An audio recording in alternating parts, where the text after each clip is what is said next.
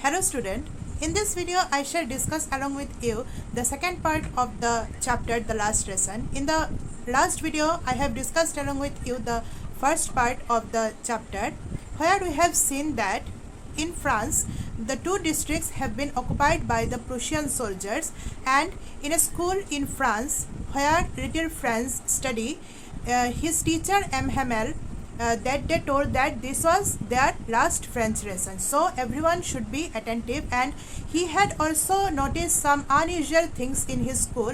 He saw that old Hoser and that is former postman and other person of that districts have come to the school to take their last lesson in France. Okay, so in this video we shall learn about the next part of the chapter, the last lesson. So let's start. This paragraph I am starting. While I was wondering about it all, M. Hamel mounted his chair and in the same grave and gentle tone which he had used to me said, "My children, this is the last lesson I shall give you." Okay, so he has mounted, he has sit on his chair and told his students that this is the last lesson which he will give to them in French. The order has come from Berlin to teach only German in the schools of Alsace and Lorraine. So the order from German has come that in the schools of France, that is in the schools of the districts of France, Alsace and Lorraine, they have to teach the students in German, not in French. The new master comes tomorrow. This is your last lesson. I want you to be very attentive. So M. Hamel is telling them that you should be attentive to the class because this is the last lesson of yours in French. What a thunderclap these words were to me. So after hearing this, little Franz was very much shocked that what M. Hamel, that is what his teacher is saying. Is this the last lesson which he will get in French? Because till then he had not taken seriously his mother tongue, his French language so seriously, and he had hardly learned the alphabets of French language. He had not learned anything else of the French language, so he was very much in shock. Oh, the wretches! That was what they had put up at the town hall. So he was blaming that what was there in the bulletin board of the town hall, that all the bad news, we have already seen that, we have already studied that all the bad news from the 2 years was there in the bulletin board. My last French lesson. Why? I hardly knew how to write. So though these words of M. Hamel was a thunderclap, was a shocking to little Franz, so he talking to himself that what his teacher is saying, that is this his last French lesson in French. So he has hardly knew how to write and how to just read 2 or 3 sentences in French. I should never learn anymore, and he was thinking that I would never get any opportunity in future to read the French language anymore, because from the next day a German teacher will come and he will teach us in German. I must stop there then. Oh, how sorry I was for not learning my lessons. So he was feeling very much sorry that he had not learned his lesson on time. For seeking birds' eggs or going sliding on the surf, my books that had seemed such a nonsense a while ago, so heavy to carry, my grammar and my history of the saints, were old friends now that I could not give up. So he was telling to himself, he was talking to himself that few times ago my books and all my books and copies and all that were very much heavy for me, heavy for the little Franz. But at that time when his teacher said that this was the last French lesson they will have, so he was telling that he felt that these books, these grammar books, these history books and all his stuffs were not any more heavy. They were like his old friends. So he was thinking then how he could give up this French language. And M. Hamel too. So though he hated M. Hamel earlier, but that day he felt that M. Hamel was very much close to him. M. Hamel was a very much close person to him. The idea that he was going away, that I should never see him again, and he was thinking that from the next day he would not see M. Hamel in his classroom anymore, because from the next day new teacher will come of German. Made me forget all about his ruler and how cranky he was. So he forgotten about all the stuff that M. Hamel, as M. Hamel was very strict person, was very disciplined person, and though he hated him earlier, but on that day in the last lesson of his French, he felt that M. Hamel was very much close to him, and he was thinking that how he could forget him, how he could forget the teaching of M. Hamel. And he had already forget all about his punishment which M. Hamel has given to him. Poor man, it was in honor of this class lesson that he had put on his fine Sunday clothes, and now I understood. So he was then telling that now he had understood why Mr. M. Hamel has put on his special dress on that day. Why the old men of the village were sitting there in the back of the room? It was because they were sorry too that they had not gone to school more.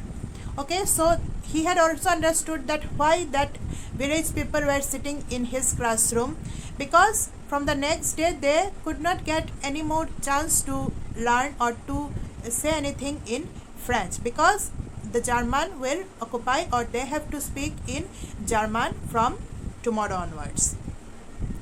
It was their way of thanking our master for his 40 years of faithful service and of showing their respect for the country. So he was telling that it was the way of showing their respect to M. Hamel and to their country, that they had attended this last lesson in French. While I was thinking all of this, I heard my name called. It was my turn to recite. What would I not have given to be able to say that dreadful rule of the participle all through? So then M. Hamel calls little Franz, and he was thinking that how could he recite, because he had not learned his rules of participle. So he was in very tension then, that how could he face M. Hamel. Very loud and clear and without one mistake. So he was thinking that how could he read his lesson of participle very loudly and clearly, because he had not practiced or he had not learned it earlier. So he was in tension then. But I got mixed up on the first words and stood there, holding on to my desk, my heart beating and not daring to look up.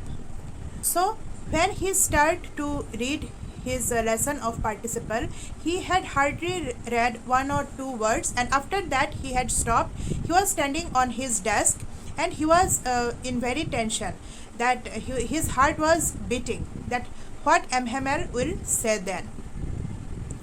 I heard M. Hamel say to me, I won't scold you, little Franz.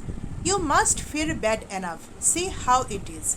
So M. Hamel told him in very polite and gentle voice that don't be afraid, little Franz. I won't scold you today. Because, and you see, you are now regretting yourself that why you have wasted your time. Every day we have said to ourselves, bah, I have plenty of time. I will learn it tomorrow. And now you see where we have come out. So he was telling that, he was telling not only to Franz, he was telling to everybody in the classroom that whatever we are to do on time, that is we are to do on today or in present, we often keep it for the tomorrow. We often say that, okay, I will do it tomorrow, okay, I will do the work tomorrow, I will do my homework tomorrow. So like this, also little Franz do that I will learn my language, or I will learn my mother tongue tomorrow, I will learn to read and write in France tomorrow. So like this he was telling everyone that we often do it, that we will do the thing tomorrow, and now you see that tomorrow will never come, and now we are facing that you will not get your chance to study your mother tongue or to learn your mother tongue. That's the great trouble in Alsace. So he was telling that this is the great trouble, or this is the great mistake of the people of Alsace, that they always keep their work for tomorrow. They don't do it on time. She puts off learning till tomorrow. Now those fellows out there will have the right to say you, how is it you pretended to be Frenchman, and yet you can either speak and yet you can neither speak nor write nor your own language. So he was telling them, those who were present in the classroom, that you have not even learned your mother tongue, and when tomorrow the people of German came here, or people of German will tell you that you have not even learned your mother tongue, don't even know your mother tongue, how to read and how to write. But you are not the worst, poor little Franz. We have all a great deal to reproach ourselves with. So he was telling that you are not the one that you have do it. Rather, everyone in the Alsace, they do it often, that they keep their work for the tomorrow. Your parents were not anxious enough to have you learn. They preferred to put you to work on a farm or at the mills, so as to have a little more money. So he was also telling to Franz that your parents were also not enough cautious about your studies. They only want more money by making you work in the farms and other places. Okay, so they only want money which you will earn by working anywhere. Okay, so this is the mistakes of the parents of the Alsace, that they don't put their efforts to teach their children or to make learn their children. And I have sent you to water my flowers instead of learning your lessons. And when I wanted to go fishing, did I not just give you a holiday? So he was also telling that I also have, that is M. Hammer has also done mistake. When they come to the school, he sent them, that is he sent his students for flowering or for watering the flowers. Okay, or when he go for a fishing any day, he used to give his students that day holiday. So he was also blaming himself, that I am also responsible for this condition of yours. That then from one thing to another, M. Hammer went on to talk of the French language, saying that it was the most beautiful. So then M. Hammer is going on talking about the French language, that it was the most beautiful language in the world. So you can see here it is given the map of the France, and you can see here these portion, here it is Alsace and Lorraine. Okay, so these have been occupied by the German, though it is close to German, so it has been occupied by Germany. Okay, so M. Hammer is talking to telling to little Franz that French language is the most beautiful language in the world, the clearest, the most logical, that we must guard it among us and never forget it. He was also telling them that we must guard our French language, even though they had occupied our places, but then also we have to protest, or we have to keep guard, or we have to protect our language in what manner we can. Because when a people are enslaved, as long as they hold fast to their language, it is as if they had the key to their prison. So he was telling that when people are enslaved or when people are in slavery of any other country, as long as if they know their language, if they know to protect their language, they can succeed in their movement or they can succeed in their revolt of their races. Then he opened a grammar and read us our lesson. Then he opened the grammar book of French and started reading.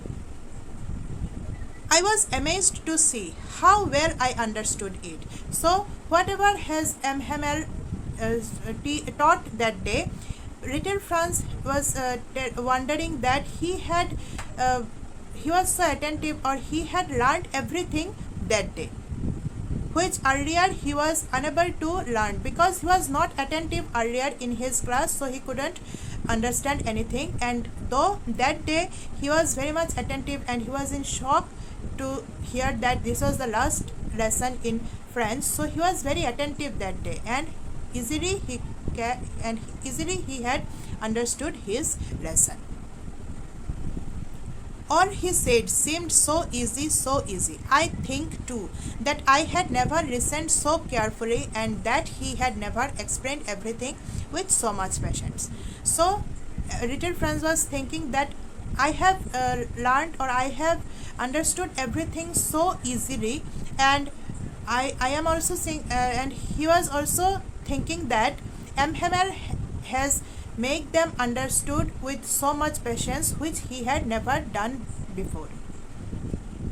It seemed almost as if the poor man wanted to give us all he knew before going away, and to put it all into our head at one stroke. So little Franz was telling that it seemed like that whatever M. Hamel know, he was trying to put all the things on the heads of those children on that day.